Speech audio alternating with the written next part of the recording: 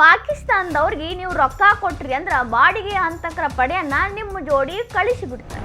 ಯಾರು ಹೆಚ್ಚು ರೊಕ್ಕ ಕೊಡ್ತಾರೋ ಅವ್ರಿಗೆ ಬಾಡಿಗೆ ಹಂತಕ. ಇದ ಪಾಕಿಸ್ತಾನದ ಸೇನೆ 25,000 ಪ್ಯಾಲೆಸ್ಟಿನಿಯನ್ನರನ್ನ ಕೊಂದು ಹಾಕಿ. ಪಾಕಿಸ್ತಾನ ಮುಸ್ಲಿಂ ರಾಷ್ಟ್ರಗಳ ಜೋಡಿನ ಸೇರ್ಕೊಂಡು ಲಕ್ಷಾಂತರ ಮುಸ್ಲಿಮರು ಮಾರಣಹೋಮ ಮಾಡ್ತೇವೆ. ರೊಕ್ಕ ಕೊಟ್ರ ಸ್ವಂತ ಅಣ್ಣ ತಮ್ಮನ್ನು ಸಾಯ್ಸಕ ಹಿಂದ್ ಜರಿಯಂಗಿಲ್ಲ. ಅಂದಂಗ ಯಾರು ಈ ಬಾಡಿಗೆ ಹಂತಕರು?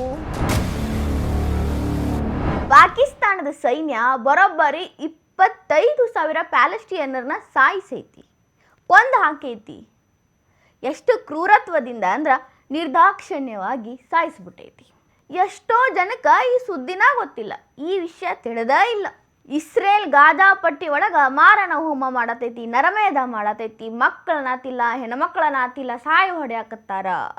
ಪ್ಯಾಲೆಸ್ಟಿನಿಯನ್ನರ ಜೀವಕ್ಕೆ ಬೆಲೆ ಇಲ್ಲ ಅಂತ ಬಾಯಿ ಬಡ್ಕೊಳಕತ್ತಿರೋರ್ಗೂ ಇದು ಗೊತ್ತಿಲ್ಲ.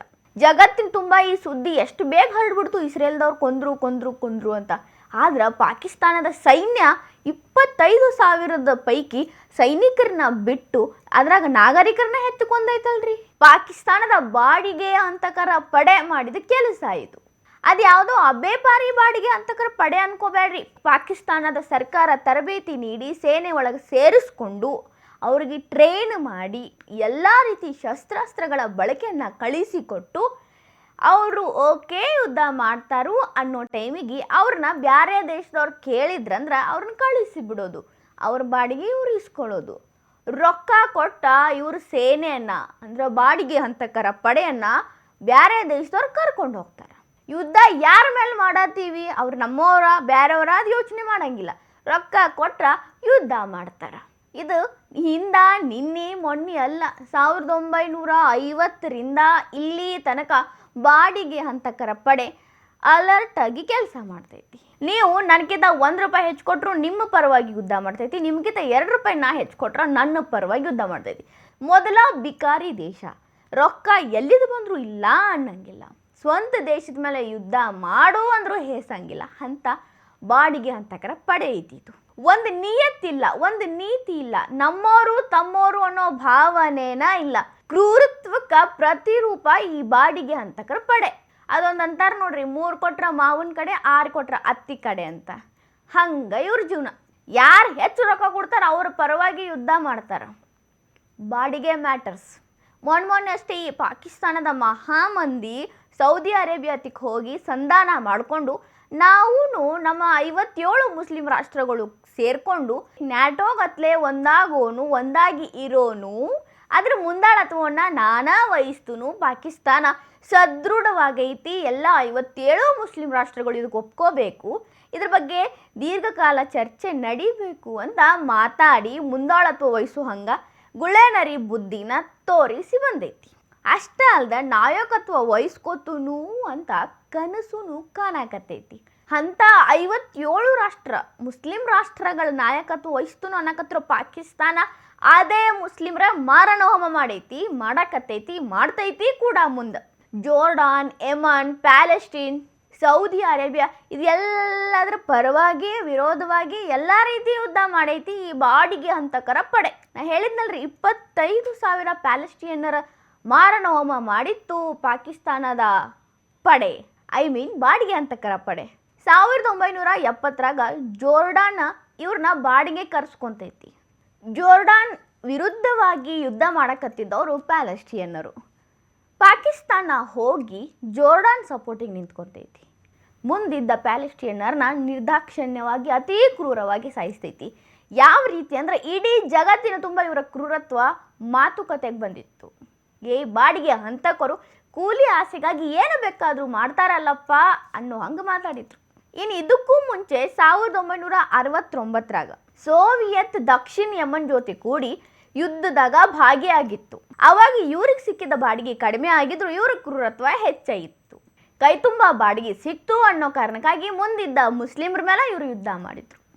ಅಲ್ಲಿ ಇವ್ರಿಗೆ ಯಾವುದೇ ರೀತಿ ಭ್ರಾತೃತ್ವ ಭಾವನೆ ಉಕ್ಲಿಲ್ಲ. ಬಾಡಿಗೆ ಎಷ್ಟು ಬಂದೈತಿ ಅಷ್ಟು ಕ್ರೂರವಾಗಿ ಸಾಯಿಸ್ಬೇಕನ್ನೋ ಥೇರಿ ಇವ್ರದ್ದಾಗಿತ್ತು. ಇನ್ನು 1979ರಾಗ ಮೆಕ್ಕಾ ಗ್ರ್ಯಾಂಡ್ ಮಸೀದಿಯನ್ನು ವಶಪಡಿಸ್ಕೊಳ್ತಾರೆ. ಆವಾಗ ಸೌದಿಯವ್ರ ಮುಂದೆ ಯಾವುದೇ ಆಪ್ಷನ್ ಕಾಣಂಗಿಲ್ಲ. ಹೆಂಗಾರೆ ಮಾಡಿ ಅದನ್ನು ವಾಪಸ್ ತಗೋಬೇಕು ಅಂಥೇಳಿ ಮತ್ತು ಪಾಕಿಸ್ತಾನದ ಈ ಹಂತಕರ ಪಡೆ ಬಾಡಿಗೆ ಹಂತಕರ ಪಡೆಯನ್ನು ಕರೆಸ್ಕೊಂಡು ಯುದ್ಧ ಮಾಡ್ತಾರೆ.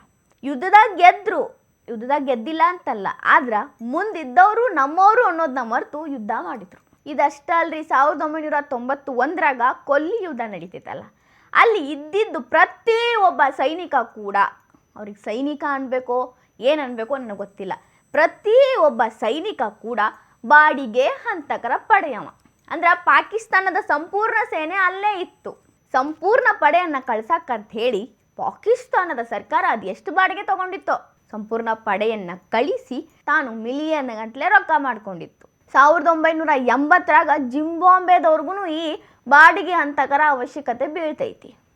ಅವರಿಗೆ ಹೊಸ ಸೈನಿಕರು ಬೇಕಾಗಿದ್ರು. ಅಂದರೆ ಹೊಸ ಬೇರೆ ಬೇರೆ ರೀತಿ ನೈಪುಣ್ಯತೆ ಹೊಂದಿದವರು, ಬೇರೆ ಬೇರೆ ರೀತಿ ಶಸ್ತ್ರಾಸ್ತ್ರಗಳನ್ನು ಬಳಕೆ ಮಾಡುವಂಥವ್ರು, ಯುದ್ಧ ವಿಮಾನಗಳನ್ನು ನಡೆಸುವಂಥವ್ರು ಬೇಕಾಗಿದ್ರು. ಪಾಕಿಸ್ತಾನ ನಮ್ಮಲ್ಲಿ ಎಲ್ಲರೂ ಅದರ ಕರ್ಕೊಂಡು ಹೋಗ್ರಿ ಅಂತ ಕಳಿಸಿ ಅಲ್ಲೂ ತಮ್ಮ ಬಾಡಿಗೆ ಹಂತಕರನ್ನ ಕಳಿಸಿಕೊಟ್ಟಿತ್ತು. ಇನ್ನು ಪಶ್ಚಿಮ ರಾಷ್ಟ್ರಗಳೊಳಗೆ ಈ ಬಾಡಿಗೆ ಹಂತಕರು ಅಚ್ಚುಮೆಚ್ಚಿನ ಪಡೆ. ಅವರು ಬೇಕಾದಷ್ಟು ರೊಕ್ಕ ಬಿಸಾಕ್ತಾರ, ಇವರು ಬೇಕಾಬಿಟ್ಟು ನಾಯಿಗತ್ಲೆ ಹೋಗಿ ಯುದ್ಧ ಮಾಡ್ತಾರ. ಬಿಕಾರಿ ಪಾಕಿಸ್ತಾನಕ್ಕೆ ಪಶ್ಚಿಮ ದೇಶಗಳು ಸಾಕಷ್ಟು ರೊಕ್ಕ ಕೊಟ್ಟು ಇವ್ರನ್ನ ಯಾವಾಗ ಬಳಸ್ಕೊಬೇಕು ಅವಾಗ ಸರಿಯಾಗಿ ಬಳಸ್ಕೊಂಡಾರ. ಇಲ್ಲಿ ತನಕನೂ ಈ ಬಾಡಿಗೆ ಹಂತಕರ ಪಡೆ ಕೆಲಸ ಮಾಡ್ತೈತೆ ಅಂದ್ರೆ ನಂಬ್ತಿರೇನ್ರಿ? ನಂಬಬೇಕ್ರಿ. ಇದಕ್ಕಿನ್ನ ಇಂಪಾರ್ಟೆಂಟ್ ಏನು ಗೊತ್ತೇನ್ರಿ? ಈಗ 2 ದೇಶಗಳ ನಡುಬರ್ಕ ಯುದ್ಧ ಆಗತ್ತೈತ ಅನ್ಕೋರಿ. ಬಾಡಿಗೆ ಹಂತಕರ ಪಡೆ ಅದಾವ, ಅದು ಒಂದ ಅಂತಿರಂಗಿಲ್ಲ, ಭಾಳಷ್ಟು ಇರ್ತಾವಲ್ಲಿ. ಒಂದು 20 ಜನ ಇದ್ದಿದ್ದೊಂದು ಪಡೆ, 30 ಜನ ಇದ್ದಿದ್ದೊಂದು, 50 ಜನ ಇದ್ದಿದ್ದೊಂದು, ಹಿಂಗೆ ಪಡೆಗಳಿರ್ತಾವ. ಈಗ 2 ದೇಶಗಳ ನಡುಬರ್ಕ ಯುದ್ಧ ನಡಿಬೇಕಾದ್ರೆ 2 ದೇಶದವ್ರು ಏನು ಮಾಡ್ತಾರೆ ಅಂದ್ರೆ ಪಾಕಿಸ್ತಾನದ ಸರ್ಕಾರಕ್ಕೋ ಸೇನಾಧಿಕಾರಿಗೋ ಹೇಳ್ತಾರೆ ನಮಗೊಂದು ಬಾಡಿಗೆ ಹಂತಕರ ಪಡೆ ಬೇಕು ಅಂತ. ಮುಲಾಜ ಇಲ್ದ 2 ದೇಶಕ್ಕೆ ಒಂದೊಂದು ಪಡೆ ಕಳಿಸ್ತಾರೆ ಅವರು. ಇವ್ರು ಗೆದ್ರ ನಮ್ಮವರ ಸಾಯ್ತಾರ ಅನ್ನೋ ಕಾಮನ್ ಸೆನ್ಸ್ ಇಲ್ಲ. ಅಲ್ಲ, ಇವ್ರು ಗೆದ್ರ ಇವ್ರನ್ನ ಸಾಯಿಸ್ತವ್ರು ನಮ್ಮವ್ರು ಅನ್ನೋ ಕಾಮನ್ ಸೆನ್ಸ್ ಇಲ್ಲ.